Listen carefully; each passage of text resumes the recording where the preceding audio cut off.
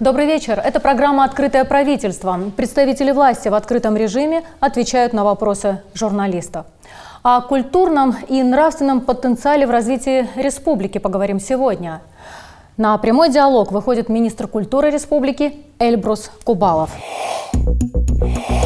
Кубалов Эльбрус Таймуразович. В 1982 году окончил Орджоникидзевское училище искусств, отделение специального хореографического искусства.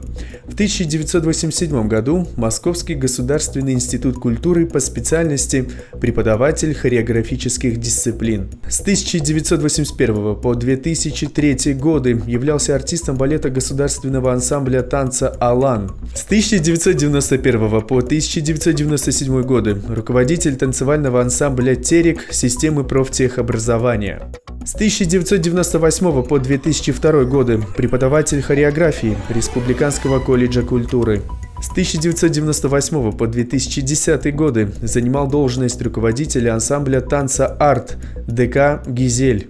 С 2005 по 2006 годы художественный руководитель, хореограф Государственного театра «Арвайда». С 2006 по 2009 годы балетмейстер-педагог Государственного академического ансамбля танца «Алан». С 2009 по 2011 годы работал преподавателем отделения хореографического искусства Владикавказского колледжа искусств имени Гергиева. С 2011 по 2016 годы художественный руководитель Государственного академического ансамбля танца «Алан». С марта 2016 года занимал должность заместителя министра культуры РСО Алания.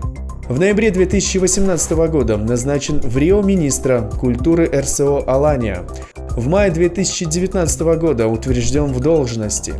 Эльбрус Кубалов удостоен почетных званий: заслуженный артист России, народный артист РСО Алания, народный артист Кабардино-Балкарской республики, награжден медалью «Во славу Осетии».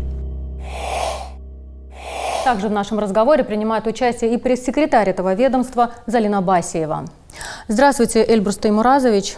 Здравствуйте. Спасибо большое, что пришли к нам на пресс-конференцию, пообщаться с журналистами, ответить на вопросы. Но в начале нашей беседы я хотела бы вспомнить слова академика Дмитрия Лихачева, который говорил, что культура – это главное, чем должно заниматься государство. Давайте расскажем, чем занимается Министерство культуры, что сделано, что делается и какие перспективы. Вам слово. Спасибо. Прежде всего, я хотел бы вкратце рассказать о деятельности Министерства культуры. Министерством подготавливаются и направляются в Министерство культуры Российской Федерации конкурсные заявки на участие в различных государственных программах. В частности, на этот год было отправлено 15 конкурсных заявок, это по программе развития культуры и туризма, и где нам одобрено 6 заявок, это капитальный ремонт домов культуры. Также была одобрена программа, мы оказали помощь в подготовке гранта, это на модельную библиотеку для правобережного района. Министерство культуры, число поступающих обращений растет с каждым годом. Только в 2019 году к нам обратилось поступило 175 обращений граждан и организаций. Большинство обращений касается оказания помощи, приобретения музыкальных инструментов, повышения заработной платы, присвоения почетных званий, оказания материальной помощи, трудоустройства. Реализация государственной политики в области культуры и искусства осуществляется во взаимодействии с муниципальными органами власти. Произошло увеличение доли населения, вовлеченного в творческие секции и кружки учреждений культуры. Сегодня в муниципальных культурно-досуговых учреждениях действует 868 клубных формирований с числом участников 16 721 человек. Были проведены международный фестиваль народного танца «Зори Алания», фестиваль конкурса осетинского пива «Ирон Баган», фестиваль «Ирон Фандер», фольклорный фестиваль «Из глубины веков», фестиваль осетинского танца «Ирон Кафт». По инициативе главы РСО Алания Вячеслава Зелимхановича Битарова с 30 октября прошлого года, 2018 года, проводится первый республиканский смотр художественной самодеятельности «Иры-Фарм», который прошел во всех районах республики. На смотре были представлены все жанры самодеятельного художественного творчества. Призовой фонд этого фестиваля составляет 3 миллиона рублей. В этом году уже этот фестиваль начал проводиться. Он сейчас проводится Первый этап его проводится по сельским поселениям, потом второй этап будет по районам, районные центры, и потом заключительный будет во Владикавказе. Также у нас осуществляется деятельность библиотек. Деятельность библиотек системы Министерства культуры Республики в 2018 году была сосредоточена на реализации основных направлений культурной политики, повышение качества и доступности предоставляемых услуг. Я хочу тут пояснить, у нас есть подведомственные библиотеки Министерства культуры, это их 4, национальная научная библиотека, детская библиотека, юношеская и библиотека для слепых. Все остальные библиотеки являются муниципальными и находятся в ведении АМСов. Во всех библиотеках активно формируются и используются электронные каталоги, создаются электронные базы данных. У нас, вы все знаете, что проходит ремонт Национального музея. Уже первый этап этого ремонта произведен в этом году, проходит второй этап. Там же по ходу и действуют выставки. Впервые также хочу рассказать вам о театральной деятельности. Впервые в своей истории Северо-Осетинский государственный академический театр Капсаева побывал в Республике Азербайджан в качестве участника 3-го международного театрального фестиваля. Академический русский театр Вахтангова принял участие в 5-м международном фестивале русских театров Республик Северного Кавказа и стран Черноморско-Каспийского региона в городе Махачкале, международном фестивале Ларифест-24 Армения. Также в рамках обменных гастролей по программе «Большие гастроли» Федерального центра поддержки гастрольной деятельности Министерства культуры Российской Федерации русский театр выезжал на гастроли в Белгород. В рамках программы «Большие гастроли» Федерального центра поддержки гастрольной деятельности Министерства культуры Российской Федерации во Владикавказе на сцене Русского академического театра имени Вахтангова с большим успехом состоялись гастроли ведущих творческих коллективов России Московского драматического театра на Малой Бронной и Курского драматического театра Пушкина. Театр юного зрителя «Шаби» также в рамках программы «Большие гастроли» выступал на сцене Владимирского областного театра кукол, завершил гастрольное турне по Республике Абхазия, также уже в этом году побывал с гастрольной деятельностью в Новосибирске. Деятельность в сфере образования. Учащиеся и студенты учебных заведений подведомственных министерству становились участниками и победителями всероссийских региональных и международных конкурсов. Также Министерство культуры активно участвует в национальных проектах. Это национальный проект «Культура», который состоит из 3 частей. Это культурная среда. Что же такое культурная среда? Это создание центров культурного развития. Мы планируем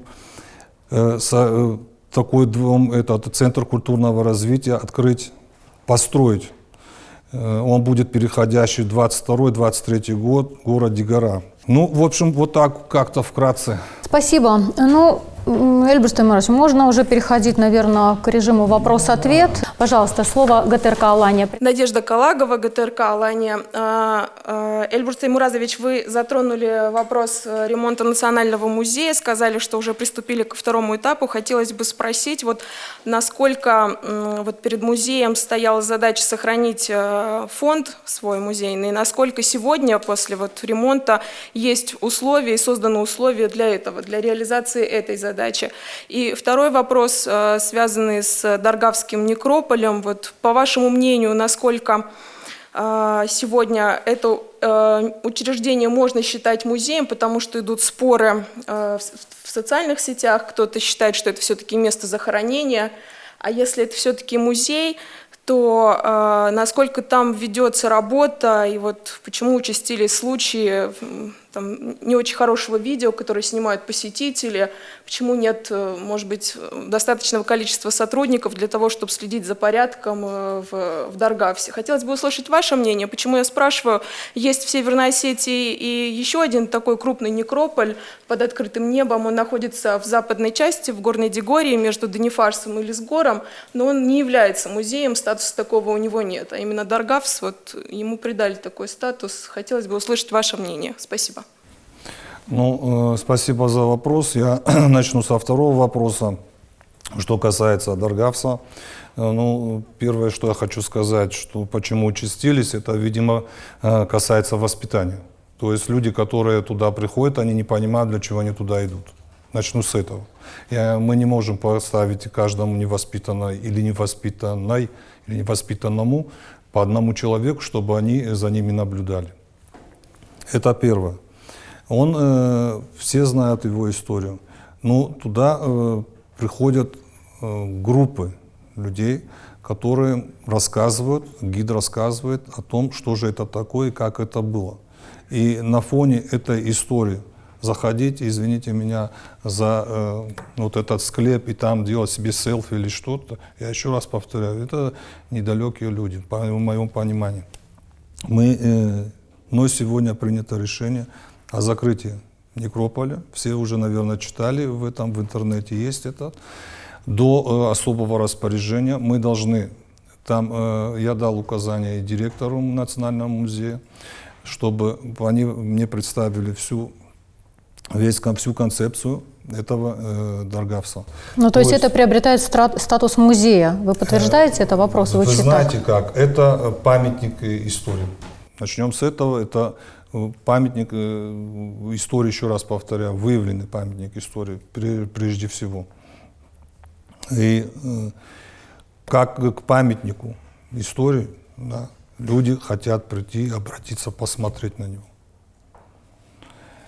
Но, еще раз повторяю, надо прежде всего, чтобы их туда они зашли, не все, я не про всех говорю, да, надо поставить предупреждающие, ну, не предупреждающие даже скажу, а информационные щиты, которые будут говорить о том, для чего, что это такое, для чего, как туда заходить, все. О правилах поведения в этом месте.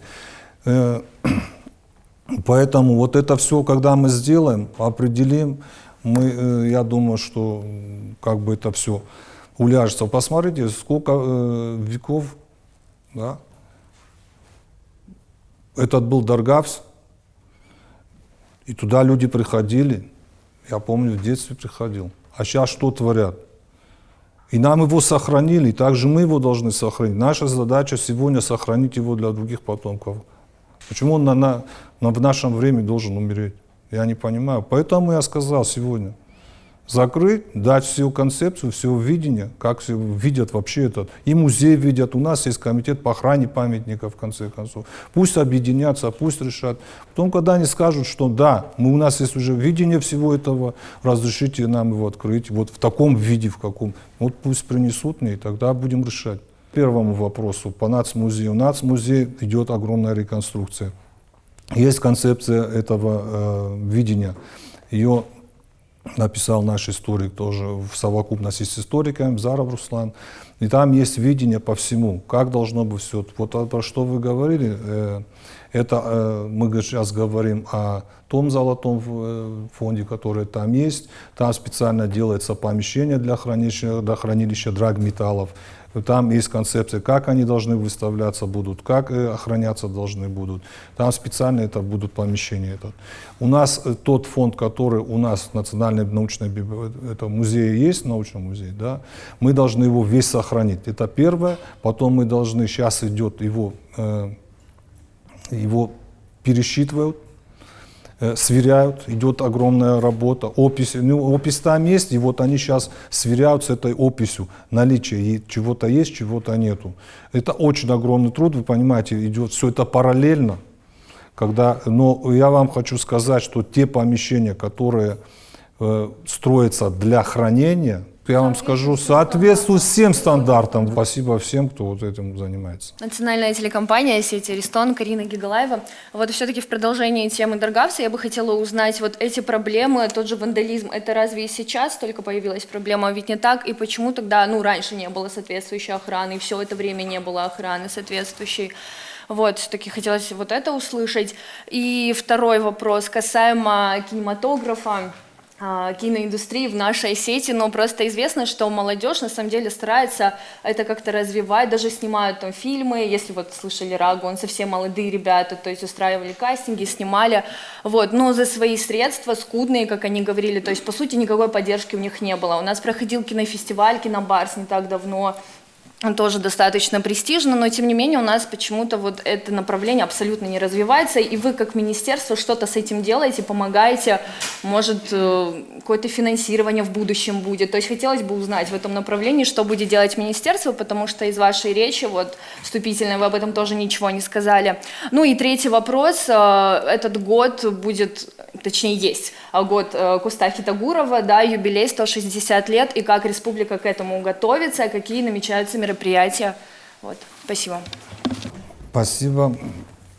Ну, опять же, возвращаясь к Даргавсу. Вот вы говорите, там не было охраны, не было. Там была всегда охрана, но у людей мышление поменялось. Вот нам сохранили его, да, понимаете? А сегодня молодежь считает, ну не молодежь, а те, будем так сказать, я не знаю даже как, не знаю, как назвать их, те люди, которые заходят туда, еще раз повторяю, да, и считают правильным сделать селфи на фоне этого, да, облокотиться на склеп. Вот вы как себе, а охрана нужна? Там не нужна охрана. Это не в охране дело, а в сознании. Я поэтому говорю, я уже не буду говорить, пока не будет концепции, всего видения, мы будем так относиться. Вот что касается киноиндустрии. Я почти каждую неделю общаюсь с молодыми ребятами, которые занимаются этим делом. У меня, и вы помните все, был председатель комитета по делам молодежи Борик Саликов.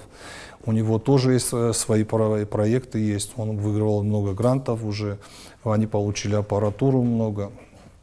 Они привлекли молодежь, вот, они обучают как раз, как правильно снимать, проводят мастер-классы.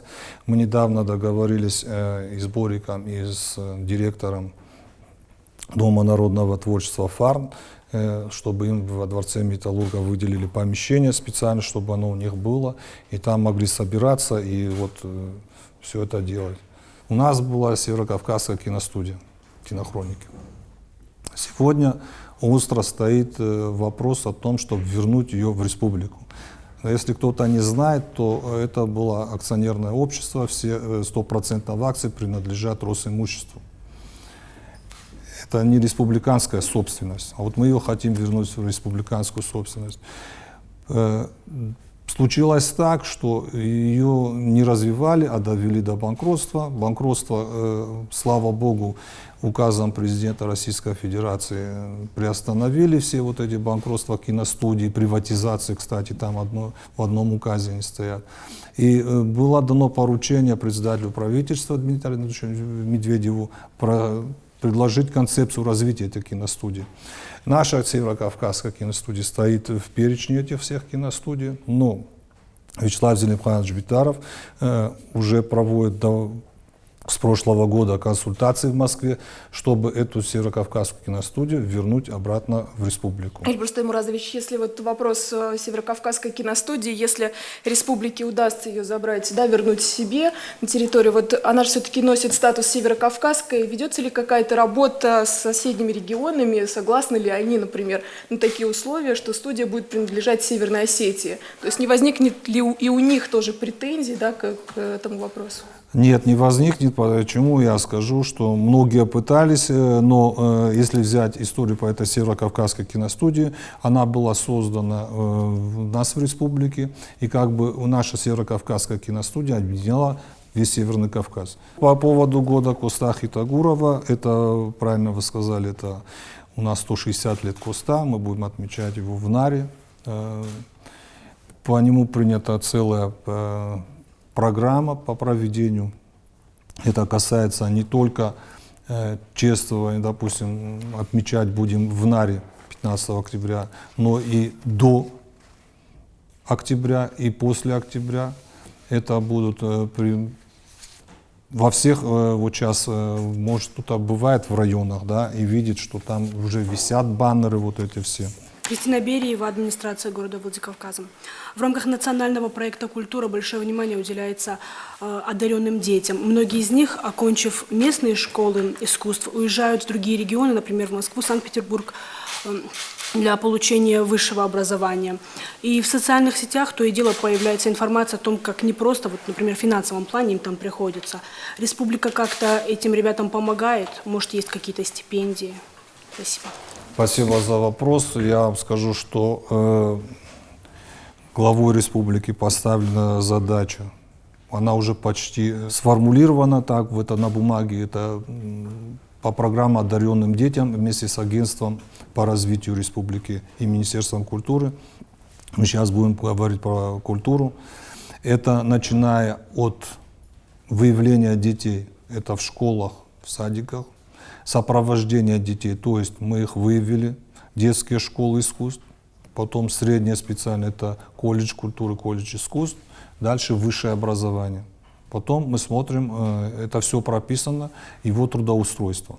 Что касается на сегодняшний день, я вам хочу сказать, у нас заключен, глава республики заключил договор с Московской академией хореографии, мы контракт заключили о выявлении этих одаренных детей. Они приезжали к нам в лицей, был отбор. У нас туда поступило в этом году один парень, на следующий год они рекомендуют, чтобы привезли еще 2 детей. Привезли. Также у нас учатся дети в Вагановском училище. В Вагановском хореографическом училище. Программа концепция развития уже есть, поэтому будем по ней работать. Видение есть. Финансово будут ребятам помогать? Все-таки они в столице финансово, учатся? да. Вот все, что касается финансового, глава республики сказал, что вот обучение там, оно бесплатное. То есть, если его отобрали, он одаренный ребенок, но там есть затраты, вы знаете, на проживание и на питание. Это республика берет на себя. Эльбрус Аймурадович, значит, за последние годы глава республики уделяет огромное внимание сохранению и развитию осетинского языка. В то же время в подведомственных вам учреждениях и в районах муниципальных учреждениях культуры у нас есть информация, что там во многих библиотеках и домах культуры не получают газету «Рассинат» и журнал «Махтуг». Я уже не говорю о том, что сотрудники культуры, а их огромное количество, это и театры наши, и ансамбль, то есть те, которые занимаются культурой и искусством, они не получают не подписываются на эти журналы. Не могли бы вы оказать содействие, чтобы в учреждениях хотя бы культуры республики, в каждом клубе, строим клубы, дворцы культуры, ремонтируем, но когда человек заходит туда и в библиотеке нет журнала «Махтуг», не может найти газету «Рассинат», потому что нет финансирования. Да, понятно, что администрация местного самоуправления, там в муниципальных районах, они их финансируют. Вы можете какое-то содействие оказать, чтобы вот в ближайшее время исправить вот эту проблему? Я даже не понимаю, я извиняюсь, как можно финансирование не быть, я этого не понимаю. Они обязаны выписать и Раздинат выписать, и Северную Осетию выписать. Мы это указанием давали, но я проверю, выписали ли все или не выписали. Елена Смирнова, газета «Терские ведомости». У меня 2 вопроса. Владикавказ всегда считался культурным центром Кавказа. У нас много театров, музеев, ансамблей. Но жители отдаленных сел не всегда имеют возможность отложить свои дела и приехать на премьеру спектакля или концерт. Практикуется ли у нас выезд творческих коллективов в отдаленные села? Насколько я помню, 2 года назад Вячеслав Битаров давал такое распоряжение. А, к примеру, сегодня я беседовала с главой селения Комсомольское, я поинтересовалась, приезжают ли в их новый клуб творческие коллективы. Он сказал, что нет, вот никогда не приезжают, только районные, из города артистов не бывает. Это мой первый вопрос. И второй вопрос. Зачастую в нашу республику приезжают звезды шоу-бизнеса, дают концерты. Вправе ли мы запрещать некоторым из них проводить свои концерты? Вот на слуху прецедент с Бузовой. И как, по-вашему, запрет подобных концертов берет на себя воспитательную функцию или же приведет к обратному эффекту? Спасибо. Я начну с первого. Да, вы правильно сказали, главой республики дано было указание, чтобы все творческие коллективы посещали районы. Они это и делают. Мы каждую неделю отчитываемся главе республики по этому поводу. Что касается Комсомольского клуба, этот мы ремонтировали, я знаю, мы его в прошлом году открывали, он чуть-чуть, сцена небольшая, но у нас еще есть указание главы республики, чтобы районы, творческие коллективы районов обменивались концертами. То есть Кировский район едет и в Иравский район, Иравский или Моздокский район приезжает в Кировский район, и вот как раз по этим обменным тоже концертам, да, и там участвуют комсомольские, я знаю. По поводу второго вопроса, да, вот тут я вам отвечу так.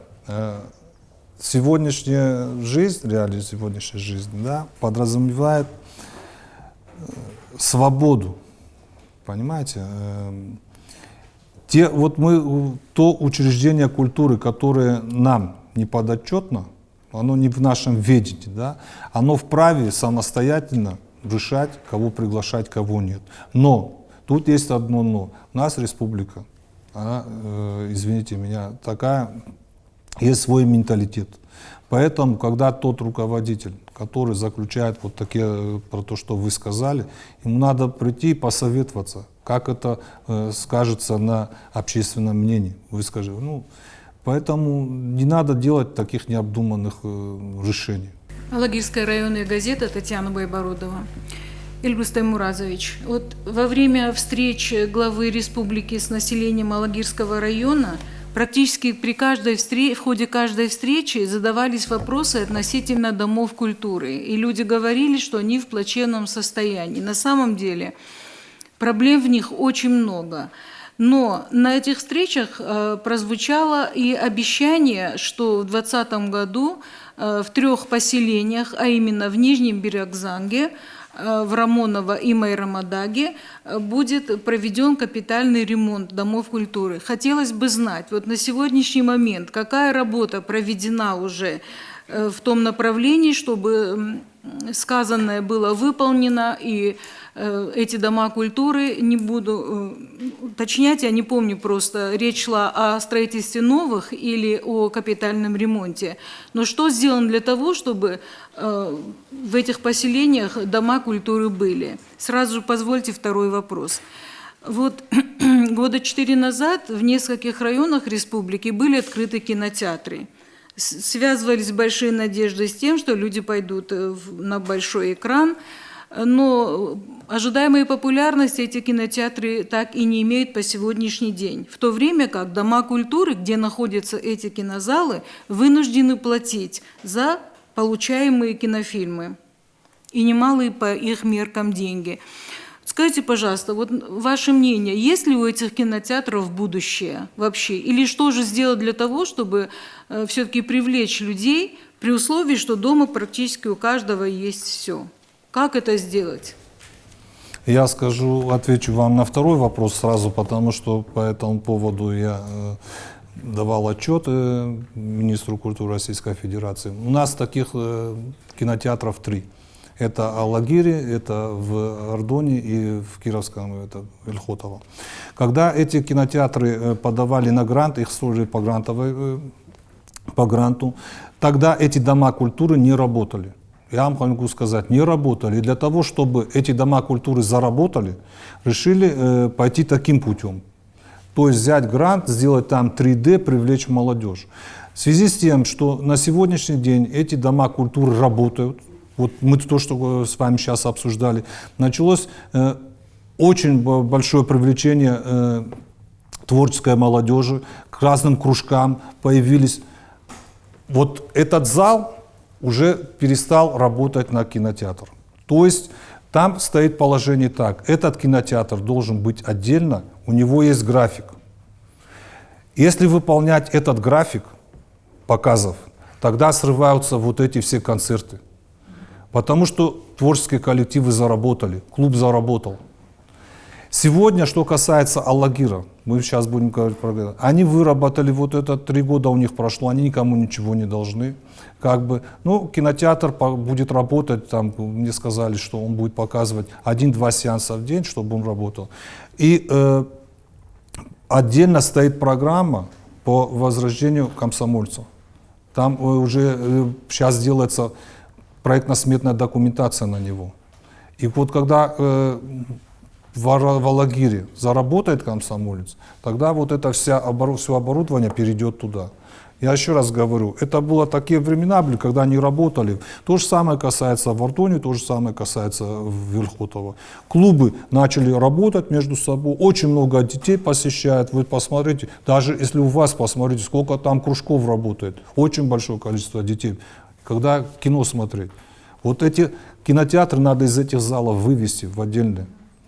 И все, больше ничего там не надо. А так кинотеатры нужны, их посещают, и дети посещают. Но по ОЗК скажу, что на него нет пока проектно-сметной документации, и на него должны сделать проектно-сметную документацию. Это делает район, они нам предоставляют, мы их отвозим в Москву. Что касается селения Нуккау, это он стоит в 2020 году. Что касается Рамонова, это капитальный ремонт Нуккау. Что касается Рамонова, это строительство нового дома культуры. Я уже вам озвучил, что по стройкам еще будет только осенью выноситься решение по строительству. Майрамадак? Ну, по Майрамадагу чуть-чуть получилась такая... Там тоже делают новую проектно-сметную документацию, потому что то, что они там предложили, оно было как бы в ложбине, и то, что... Там надо было большое количество денег затратить только на отсыпку. Там ищут место, куда его привязать заново. Залина Рамонова, газета «Вести Дегории». Дегорский район не может пожаловаться на отсутствие внимания к вопросам культуры со стороны профильного ведомства. Были отремонтированы районные и Николаевские дома культуры. Единственное сельское поселение, как вы знаете, Мастиздах, не имеет очага культуры. Как решается вопрос строительства Дома культуры данного населенного пункта? Вот я скажу сразу, да, вот смотрите. Все документы на стройке – это Малгобек, Иран, Камарова, Ставдур, Верхняя Саниба, Мостиздах, Предгорная, это Старый Батаку и Рамонова находятся в Москве. Они в Москве, то есть на них есть все. Есть кадастровый номер, есть на них проектно-сметная, все на них есть, они находятся. Вот это решение, как будет приниматься осенью, вот дадут нам все, значит, хорошо отработали. Дадут 1-2, ну, тоже хорошо, но плохо отработали, значит. Мы стараемся, чтобы все нам дали. Но документы находятся в Москве. Екатерина Джоева, газета «Владикавказ». Не могу точно сказать, когда, но шла речь о том, что в городе у нас появится орган. Как бы от этой идеи не отказались, и если она еще жива, как бы когда. Это актуально, он появится, потому что этот вопрос не только вы задаете, это недавно я задавал вопрос помощнику Валерия Абисаловича, мне сказали, что да, этот орган будет. Была возможность приобрести какой-то, но все равно его решили сделать на заказ именно под филармонию. Мадина Хоцонова, газета «Ирав». Эльбрус Таймуразович, скажите, пожалуйста, когда планируется начать ремонтные работы в домах культуры сел Средний Урух и Толцгун? Спасибо. Средний Урух и Толцгун в 2020 году. Абсолютно точно. Можете записать и передать. Инга Мамедова, портал Абун. Не так давно в соцсетях появилась информация о том, что актерам Дегорского театра снизили зарплату. Этот факт подтвердили в бухгалтерии. Можете прокомментировать эту ситуацию? Ну, я могу прокомментировать, я могу даже показать. Вот его о получателе доходов. У него ничего у него не убирали, не снижали. В частности, касается это Дашиева, Ирбека. Я со всеми из ними поговорил, и с директором Дикбургского театра, он уже такое и в прошлом году писал, там тоже выясняли, и попросил, чтобы мне дали эти документы. Ну вот мне показали, никаких у него не было там снижений. Но это касается только отдельного актера? А это мы сейчас говорим про отдельного актера, потому что выступил отдельный актер. Понимаете как? Когда отдельный актер говорит, что меня снизили еще у ряда, я у этого ряда спрашиваю, да, они говорят, ну вроде бы нормально пока. Ну, мы все понимаем, что на сегодняшний день хочется, и моя задача как министра сделать так, чтобы у них зарплата повысилась. Повысилась. Это однозначно. Потому что должны реально ощущать увеличение доходов. Ну, у кого-то, вы же понимаете, у кого-то она бывает больше, у кого-то меньше, у кого-то средняя. Там еще есть одна небольшая проблема, я вам хочу сказать. Она такая не проблема, когда некоторые актеры Дикбургского театра апеллируют в сторону Остинского театра. Но не надо забывать, я с ними разговаривал, что Остинский театр является академическим театром. И этот статус академического подразумевает больше зарплаты. Газета «Фидио», Роза Капулова. Эльбрус Таймуразович, я вас тоже верну к разговору о домах культуры. Вы знаете, что в селении Кубань в плачевном состоянии находится наш дом культуры, он в аварийном состоянии, есть необходимые документы, акты, все, что необходимо для этого. Вот могли бы вы мне сказать, когда и что планируется сделать с этим объектом? Или строительство нового объекта, или же реставрация? Что, чего нам ожидать? Я могу однозначно сказать, никакой реставрации, капитального ремонта там не будет, потому что этот дом культуры признан аварийным. У вас есть заключение экспертной комиссии, что он аварийный, его надо сносить и строить новый. Но для того, чтобы построить новый, мне нужны документы с района, которые вот в документах будет прописано, что вот земля выделена, там объект привязан по проекту. Вот новый проект, он привязан там, все коммуникации подведены. Вот эти документы мне приносят, согласованные с Минстроем. Я их увожу в Москву и прошу под это деньги. Аслан Гукаев, газета «Рух», Шардонский район. Эльбрус Таймуразович, у нас управление культуры нашего района испытывает достаточно серьезные проблемы с транспортным обеспечением. Приходится постоянно нанимать транспорт на выезд, для выезда на различные мероприятия. И вот можете ли как-то... Я по этому поводу вам скажу, да, у вас есть проблема с транспортом, мы поговорили и с главой района, и знаете, как надо пойти по пути того, как прошли другие районы. Есть в Министерстве образования, они получают новые автобусы, а те автобусы для детей, которые отработали 5 лет, они их списывают, там есть такое положение, что они больше 5 лет не могут эксплуатировать их для детей. Но они бывают в хорошем состоянии, эти автобусы. И такой автобус можно пока временно, чтобы его передали вот этому РДК там, или управление культуры до того момента, пока мы заполнили уже, кстати, с Ингой Кофтун, на грант для получения транспорта. Ну, вы сами знаете, пока мы только отправили эту заявку, пока ее рассмотрят, пока ее включат на 20 или 21 год, там стоит, поэтому временно можно вот такими обойтись мерами. Вадим Токсеров, Северостинский информационный сайт «Основа». Эльбрус Таймуразович, об Бузовой мы поговорили, к счастью, можно сказать.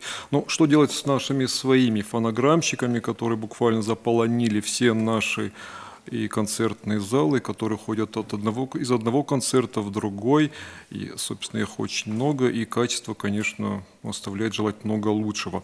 И в этой связи сегодня, в общем-то, появилась информация в социальных сетях о том, что ваш чеченский коллега Дай в буквальном смысле вызвал на ковер некоторых, скажем так, эстрадников и в буквальном смысле предложил им фильтровать репертуар. Как вы думаете, вот эта проблема у нас решаема? Тем более еще до этого Фатима Хабалова, ваша предшественница на посту главы Минкульта, тоже заявляла об этой проблеме.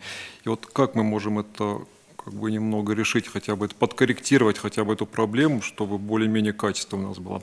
И второй вопрос, верну вас к недавнему, не то чтобы конфликт, то совсем такой необычный уход одной из ведущих артисток Северостинского театра Жанны Габуевой, которая, в общем-то, обвинила худрука Остинского театра, цитирую опять же, в создании театра Карабаса-Барабаса, но, с другой стороны, тоже, наверное, можно понять художественного руководителя Остинского театра, поскольку, в общем-то, наверное, каждый руководитель сейчас вынужден зарабатывать и всевозможными методами, в том числе и теми, которые, в общем-то, привлекают зрителя в залы театров. Но вот в этой ситуации хотелось бы услышать вашу позицию, ваш комментарий. Спасибо.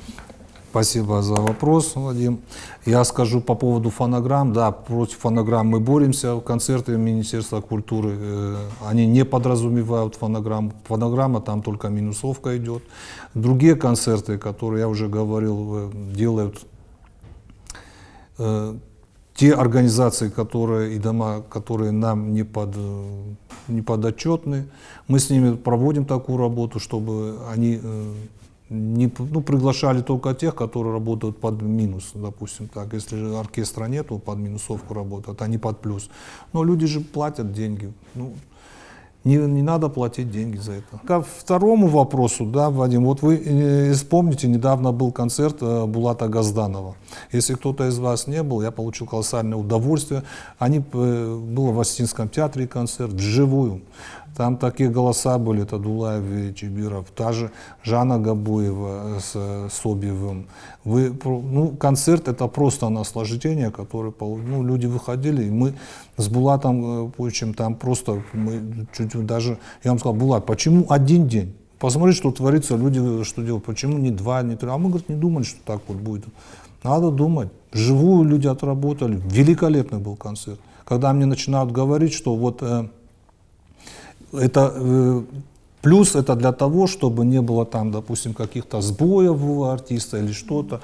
Я, знаете как, не может быть у какого-то профессионального актера каких-то сбоев. Он на то и профессионал, и на то тебя люди пришли смотреть. Тогда бы они дома кино смотрели бы. Поэтому мы стараемся с этим бороться. Что касается ухода Жанны Габуевой, мы все понимаем, что актер вообще не только актер, работник культуры, они сложные люди, там есть какие-то, для всех хорошими не будешь, мы стараемся вникнуть во все ситуации, и там конфликт, такового конфликта не было. Я вам хочу всем сказать, это просто Жанна Габуева, она не согласна была с политикой сегодняшнего директора Влада Колева в Остинском театре. Она просто зашла и написала заявление. Я, говорит, не хочу работать. Мы с ней разговаривали, я не хочу с ним работать, поэтому, из-за того, чтобы Жанна Габуева все-таки, она и актриса хорошая, но еще и певица, поэтому я поговорил с Булатом, мы решили, что она пойдет в оркестр Булата Газданова, и там же она на концерте выступала. Залина Бедоева, газета «Северная Осетия». 2 вопроса. Первый вопрос об оркестре имени Булата Газданова. Когда они смогут перейти в новое здание отремонтированное? И второй вопрос о Дворце культуры «Металлург». Насколько мне известно, здание перешло в ведение Республиканского дома народного творчества. Расскажите о планах в этой сфере. Спасибо. Что касается помещения бывшего кинотеатра «Родина» для Булата Газданова, там проводятся ремонтные работы, ведутся ремонтные работы, которые уже близятся к концу. Почему так затянулось, я вам скажу. Там были, когда в это помещение зашли, вроде бы так красиво все было, когда отодрали облицовку, то там сваи, они все уже прогнившие были, и там пришлось делать много работы сделать. Тем более мы пошли по пути такому, что Вячеслав Зелимханович сказал, заведи туда Булата Газданова, пусть посмотрит и скажет, как ему надо. Поэтому мы туда пошли, и Булат Гапович посмотрел, сказал, я хочу то-то, то-то, то-то. Мы это контролируем, чтобы это все было на достойном уровне, поэтому чуть-чуть это затянулось. Но работа уже близится к концу, я думаю, в скором времени это уже произойдет. Что касается ДК «Металлурга», да, ДК «Металлург» передан на баланс Министерства культуры, в частности, это наш подвед, Дом народного творчества, ФАРМ. Это самые первые, которые не дали тем людям, которые, вы знаете, что они входили в состав электроцинка, их финансировал электроцинк, они даже не почувствовали, что электроцинк уже не существует. У них так зарплату мы им постарались сохранить все это дело. Сегодня у нас на балансе, работа там идет, есть какие-то там тоже нужны какие-то ремонтные работы проделать. Но это не столь важно, сколько там все те, которые участвовали в кружке, и все те, которые туда ходили, и наши жители, те же сотрудники электроцинка бывшие, и их дети, они все там остались. Агунда Цибирова, газета «Слово». Впервые за много лет в прошедшем сезоне в Остинский театр в таком количестве пришел зритель. На многие показы бывал такой аншлаг, что не оставалось в кассе даже билетов. Как думаете, с чем это связано и какие планы, как, так скажем, удержать зрителя в театре? Какие изменения нас ждут в новом сезоне? И еще по театру часто люди жалуются на систему синхронного перевода. Вероятно, что оборудование старое, и если хотя бы один человек сидит в зале с наушниками, то периодически этот перевод раздается по всему залу и отвлекает от основного остиноязычного текста. Есть в планах обновить это оборудование? И еще вопрос по ансамблю «Олан». Если раньше этот ансамбль гремел по всему миру, то сейчас ребята выступают в республике, выезжают на концерты, но такого вау-эффекта уже давно нет. Планируется как-то реформировать, возможно, ансамбль, или вы сегодня полностью довольны его работой? Что касается аншлагов, я уже сказал, что все аншлаги создают это примеры, хорошие примеры, поэтому чем больше будет пример, тем больше будет людей туда ходить. Я сторонник того, чтобы там хорошая сейчас есть режиссерская группа, чтобы больше они ставили. Сторонник того, чтобы больше они ставили именно по Осетии, потому что все-таки это национальный театр. Мы не говорим, чтобы они ставили именно на остинском языке. Это само собой подразумевает, но больше остинского. И синхронный перевод, да, синхронный перевод там был обновлен, но не в достаточном количестве. На сегодняшний день эту проблему мы решаем. Я думаю, что мы новый сезон начнем, то все будет уже решено. Но и как новый сезон начнут, уже людям будет приятно там находиться и слушать синхронный перевод. Что касается ансамбля «Олан», да, вы правильно сказали, ансамбль «Олан» — это коллектив, который должен выезжать и выезжать на гастроли. Он часто бывает по России ездит. Сегодня, знаете, вы в последнее время несколько раз там сменились руководители, у каждого руководителя было свое видение на все это. Я точно знаю, что они едут в конце сентября в России, и в октябре, ну пока они будут, у них есть и зарубежные гастроли. По мне, надо и молодежь привлекать, и по районам ездить, и по России ездить, и в зарубеж уезжать. Новые постановки ставить. Вот если директор или художественный руководитель в совокупе готов к этому, он должен это выполнять. Нет, он должен признать и встать и уйти. Яна Гагиева, Осетия Ньюс. Два вопроса. О первом вы уже немножко говорили, о Центре культурного развития в Дигаре, но не объяснили, в чем будет его основная функция, как именно он будет работать и какие задачи перед ним будут стоять. И второй, о нехватке педагогов. Об этом говорила Ольга Джанаева. Она сказала, что особенно не хватает хоровиков. Вот как будет решаться этот вопрос и есть ли какие-то наметки уже? Спасибо. По поводу хоровиков. Мы с Ольгой Георгиевной разговаривали, да, есть нехватка педагогов по хоровому. Именно вот сегодня, когда мы хотим вернуть наши народные хоры, то там не хватает тех, кто их будет обучать. Для этого у него есть предложение создать одну группу при училище искусств, которую специально для этого обучать. Сейчас мы с плановым отделом уже проработали этот вопрос, как учебный план. Сейчас надо его выстроить, завести в учебный план просто.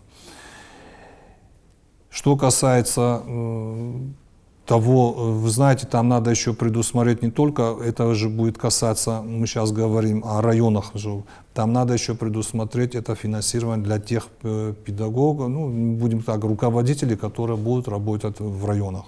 Чтобы сегодня они не заложены, предусмотреть это тоже. Ну, в Дигаре Центр культурного развития, это подразумевает, вот вы знаете, как это будет центр, где будет несколько залов, будут помещения для всяких занятий, кружков, ну, в частности, вот посмотрите, как там небольшая будет студия для художников тоже. Это вот он подразумевает Центр культурного развития. Ирина Кайсинова, информационный сайт «Основа». Вы ранее говорили о создании худсоветов при театрах. Известно ли уже, кто конкретно в него войдет и какие дебютные спектакли в ближайшее время просмотрит? Худсоветы, они будут при всех театрах. И было два пути: сделать их при самих театрах или сделать при Минкульте. Ну, мы не стали делать этого при Минкульте, а при каждом театре, куда должны были войти и работники театра, это режиссеры, руководитель. Туда должны общественники войти, должны, не знаю, мы так прорабатывали эти вопросы, что не только руководитель, да, мы понимаем, что художественный руководитель определяет там концепцию развития этого театра, но что касаемо постановок, это должно быть коллегиальный орган, и который принимает это решение, что должно быть поставлено, потому что сегодня, если он захочет поставить, не знаю, там спектакль какой-то, который остальные не воспринимают, да, весь театр, допустим, не воспринимает, а он один на этом настаивает, то из этого хорошего ничего не получится, потому что противостояние там не нужно. Альбина Кочиева, 15-й регион. Это скорее, наверное, предложение. В некоторых российских театрах практикуется тифлокомментирование. У нас в стране этим активно занимается Ирина Безрукова.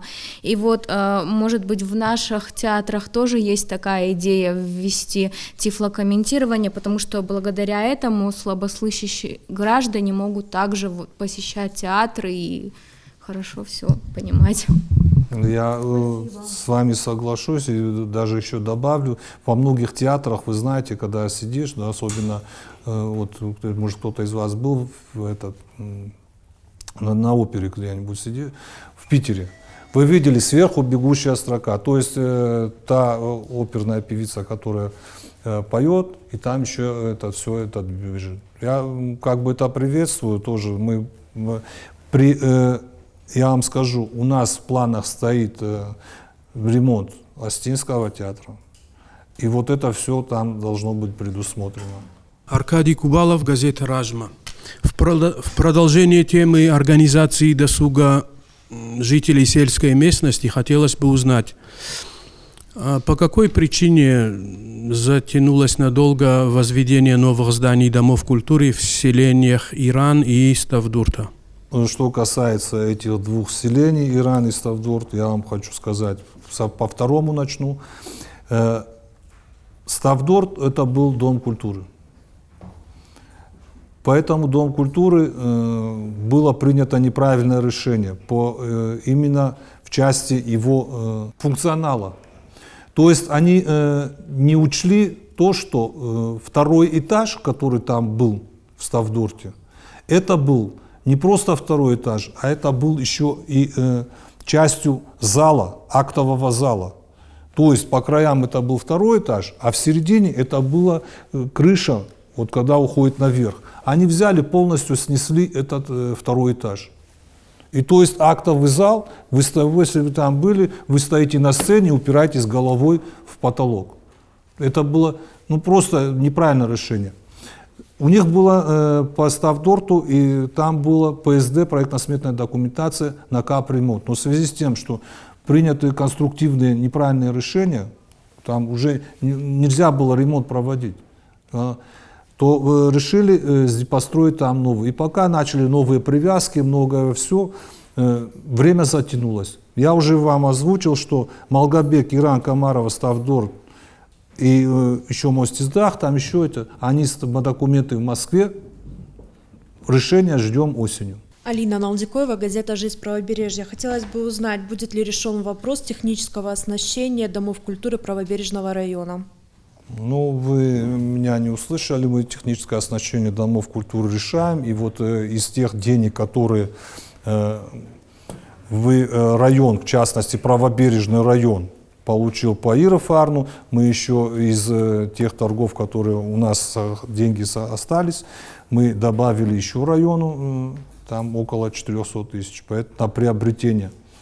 Это в частности касается аппаратуры, там район эти деньги получил. Я тогда еще, если можно, пожалуйста, и журналистов тоже проинформируйте о поручениях главы в результате сходов с жителями районов республики.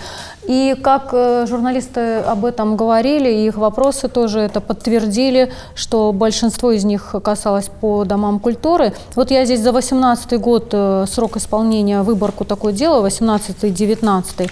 Давайте пройдемся. Поселок Мизур, значит, ремонт дома культуры. Должен состояться в этом году. В этом году. Да.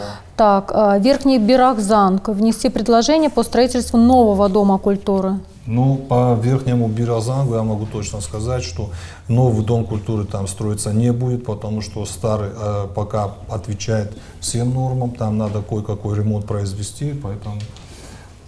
Будет ремонт, да? Да. Угу. А вот еще одно из поручений – рассмотреть вопрос присвоения Дому культуры Нижний Бирахзан, да, Бориса Ачеева. Ну, мы решили с администрацией Алагирского района, что там вот в Нижнем Бирахзанге надо построить новый, и уже новому присвоить именно Бориса Ачеева. Срок исполнения 19 год, Алагирский район, поселок Феогдон, по ремонту второго этажа Дома культуры. Ну, мы там были, первый этаж да, хорошо первый этаж мы ремонтировали, Минкульт, но по второму этажу дано поручение Минстрой, потому что сегодня Минстрой занимается этим всем. Виноградная, что с этими домами культуры, здание Дома культуры селения Виноградного? Это мы говорим про старое здание, по которому уже сделана проектно-сметная документация, где находится огромная библиотека, и документы уже находятся в Москве, чтобы нам дали с федерального бюджета деньги на ремонт. А что вы решили в селении Сухотское, ремонт или строительство Дома культуры? Тоже дано было такое поручение? По Сухотскому у нас идет капитальный ремонт, Сухотская, Раздольная и Виноградная. Моздокский район, станица Павлодольская. Здесь внести предложение по ремонту здания школы искусств. Павлодольская? Да, школа искусств. По школам искусств я сразу хочу сказать, школы искусств, они только прорабатываются, они будут не раньше 2022 года. Все остальное здесь капитальный ремонт или строительство домов культуры. Мы тогда в адресном режиме будем держать связь с пресс-секретарем вашим. Пожалуйста, все поручения имеют срок исполнения, и проследите, пожалуйста, за этим, чтобы он вовремя исполнялся. И если можно, по посланию главы тоже, есть ли какие-то поручения вашему ведомству? Не было, да? Нет. Хорошо. Можно я тогда добавлю да, еще конечно. одно? Я хочу сказать всем журналистам спасибо.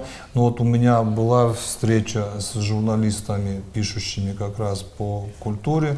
Это перед Новым годом я благодарил, там грамоты выдал. Но я бы хотел, вы знаете, как ни один руководитель, который хочет сделать хорошее для своей отрасли, да, не будет прятаться от журналистов, тем более я никогда этого не делал. Бывает, у меня просто времени не хватает, или иногда журналисты мне набирают, но в данный момент я не могу ответить.